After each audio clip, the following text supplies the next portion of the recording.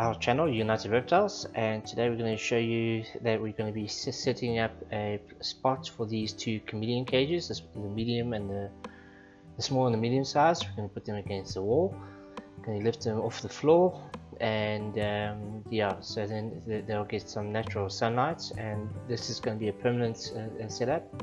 You're going to be using these brackets to build the rack, which is going to hold these cages in place. And we will show you a quick video on our way of doing this. And as you can see, we are just busy measuring the correct height that we want it off the ground, and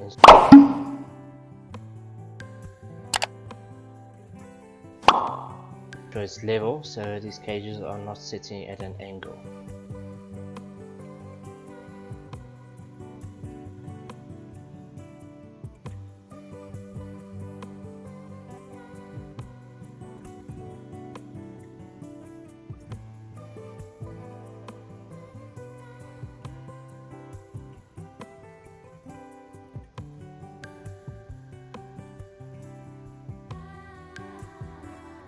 It's very important that these brackets are level because of the weight of the cages, as we do not want these cages to fall off the rack that we're going to be building.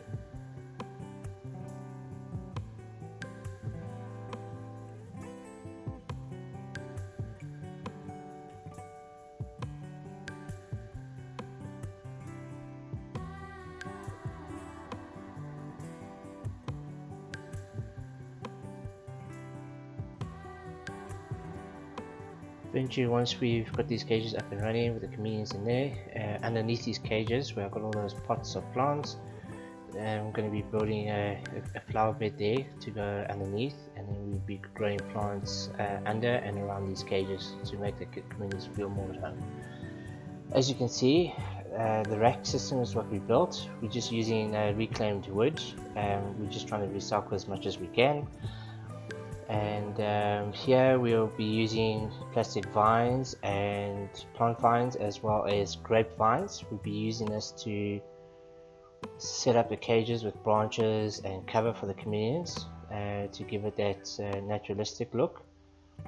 And basically what we're going to do is we take the plant vines, as you can see here, and then we just wrap it around the grapevines.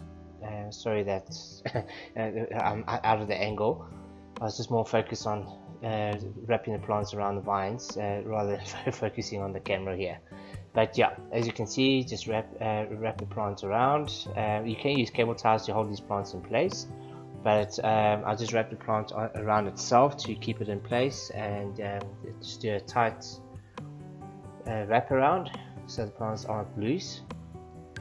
And then as you can see, it makes the branches come to life. And once these plastic vines are wrapped around these vines, we then cable tie these grapevines in the cages on the mesh from one side to the other, just to get them well secured in place. And when we cable tie them in place, we just make sure that there's no movement on the branches, so the animal can't really move them or injure themselves should the branch become loose for like whatever reason. Also, we use larger plants. We don't like using the smaller plants. We have found that these Vail chameleons do tend to chomp on the plastic plants, and if the leaves are too small, they do ingest them. We were fortunate enough that they were able to pass these plants out in their stores, but it's just a caution that these plants has to be large. Can't use anything small or anything that's got like small flowers or small beads on it, because there are risks for your chameleon, so just keep this in mind.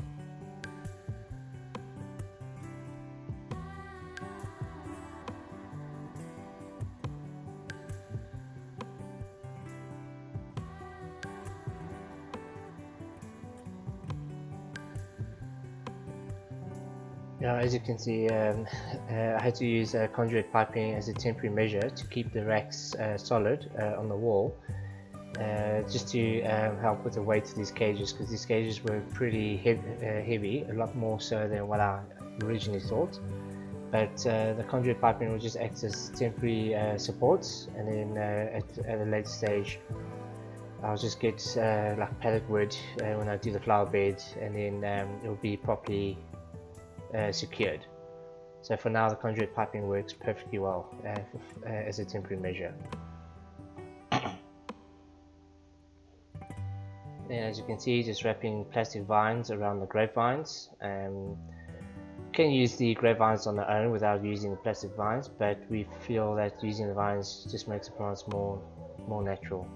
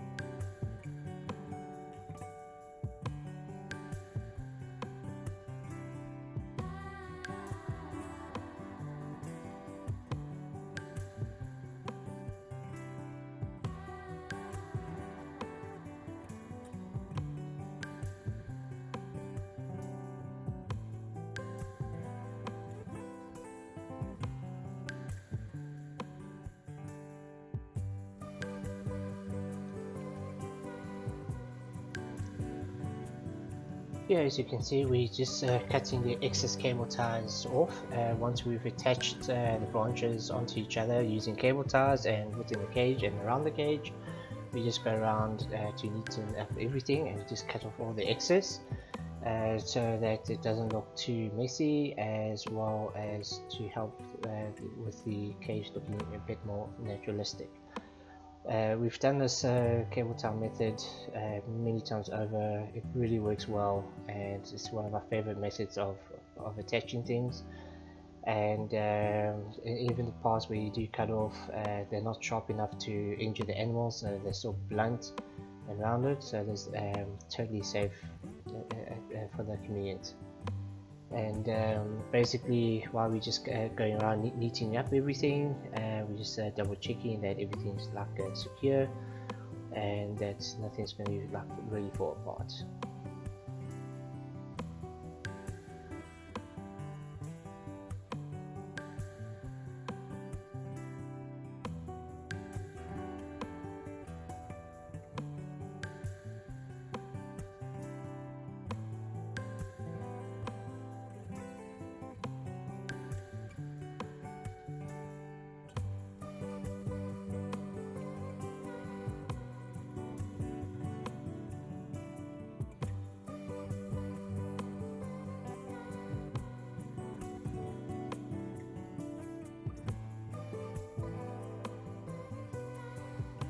And now with this chameleon setup, we are putting artificial grass at the bottom.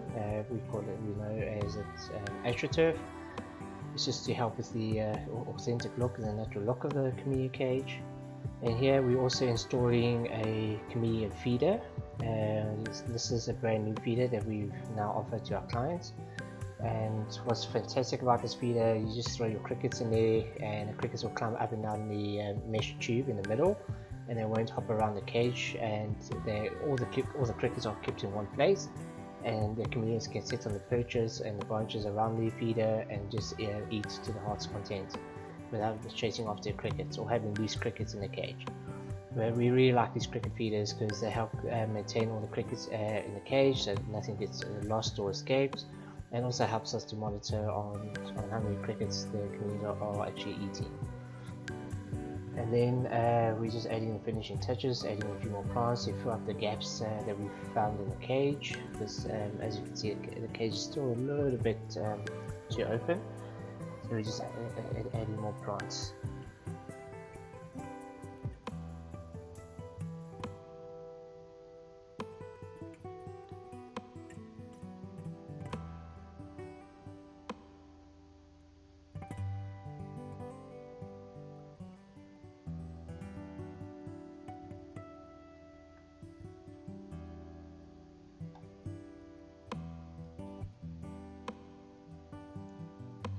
Now basically the cage is complete for the most part. As you can see, all the branches, all the vines, the plant vines are wrapped around the grapevines from one side of the cage to the other, and they're all attached onto each other into the cage, so they form one solid structure inside the cage. We've got the astroturf at the bottom to cover up the floor, and then we've got our cricket feeder to keep all the crickets in one place, and there's plenty of sunlight coming through the cage, so there's plenty of basking spots for these chameleons. We really love these cricket feeders. They really do the job nicely. And then this cage is now ready for our veil chameleon to make its new home.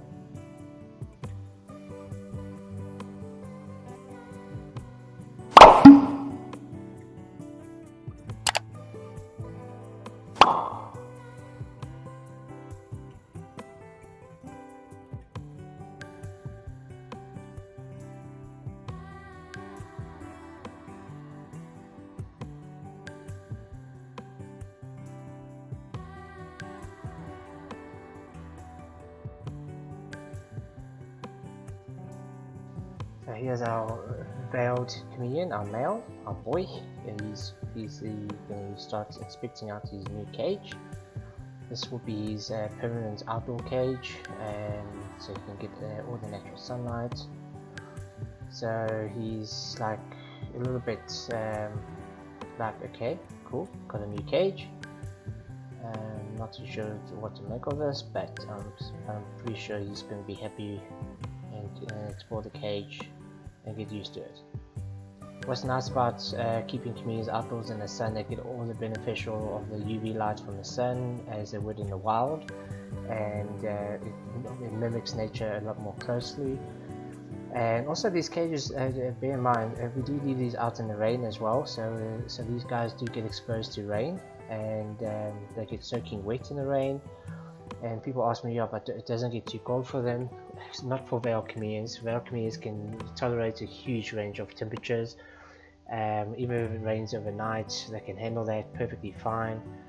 In winter, in some climates, I would suggest putting a heating dome or like in a heating box on the one side of the cage if it is going to be kept outdoors in really cold climates.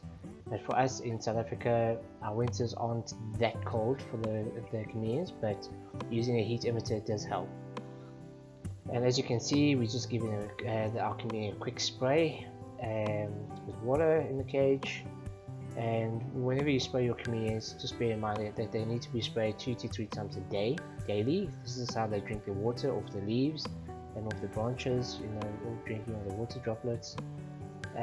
So here we just water them, and in between the sprays we just let the natural sunlight dry up the cage, so the cage does get dried up completely in between the sprays. And this is crucial, as you don't want a continuous wet environment all the time. This can cause health issues later on, so it's very important to allow it to dry out in between the sprays. Thanks for watching this video. I hope you got some ideas from watching this, and please do check out these other videos that we got, and hope to catch you soon. Don't forget to like and subscribe to our channel, and leave your comments below on what you think of the outdoor setups. Cheers for now.